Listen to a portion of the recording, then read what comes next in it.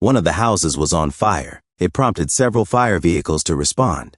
The house was searched. It was a wonder why one of their own was seriously hurt at the site after they had vacated the residence.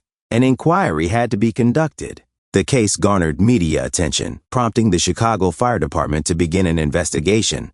Firehouse 51 needed to be investigated. They had no other option, and chaos was inevitable. Boden didn't want the wrong people to be blamed for what happened, and the firehouse was afraid that someone would be held responsible. He felt 51. He discussed the investigation with leadership. Boden attempted to assert that it would be equitable. He wanted no one to worry about being blamed for anything they didn't do. Normally, he couldn't have fulfilled that commitment, but he was in charge of the inquiry. Boden talked to everyone. Cruz was reportedly exhausted that day. When his youngest son was a toddler, he was starting to dislike sleeping alone himself. He was keeping everyone awake. Cruz was tired on the day of that call. Severide was aware of it. Cruz accompanied him because he didn't believe it to be a thing. Severide acknowledged all of the events of that day.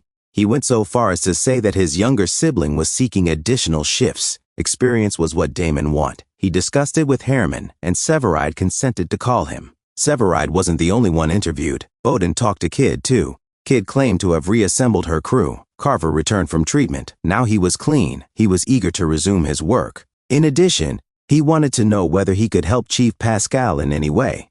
Pascal didn't want to discuss the recent loss of his wife. Pascal informed the firefighters that performing their duties well was the best thing they could do for him. He was tired of messing up. He wished to avoid further defeats. Pascal claimed that everything went to crap rather soon when questioned about that night. Neighbors informed the firefighters that the Marshall family resided there when they got on the site. 2 parents were present, 2 children. They were locked inside the house, which is why the neighbors hadn't seen them leave. The teenage son opened a window in his bedroom to plead for. They believed that everyone had left. Harriman thought they were all out. He noticed 6 firemen leaving the house and 6 going upstairs. He also believed that extra time would have allowed them to deal with the matter. He wasn't the chief, though. He did not wish to disobey orders.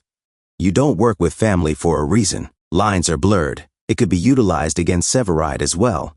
He should never have asked Damon to help him upstairs, according to some. It was inappropriate for Damon to be at the same firehouse as him.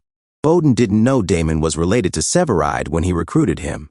However, he allowed Severide to work with his wife, which prevented him from hurling stones at Pascal from his glass house. Pascal was blaming himself, though. He was responsible for those firefighters in that scenario. Pascal stated that if someone had to take the blame, it should be them. He also informed Boden. Boden's assessment of everyone's behavior was excellent since he was prepared to be pushed out to protect his colleagues. No one made a mistake, he thought. Pascal carried out every action Boden would have taken. Damon's survival also helped. His lungs were having some problems. To determine whether he could eventually resume his career as a firefighter, he required additional tests. Pascal told Harriman things he couldn't take back, even though no one was being fired as a result of this.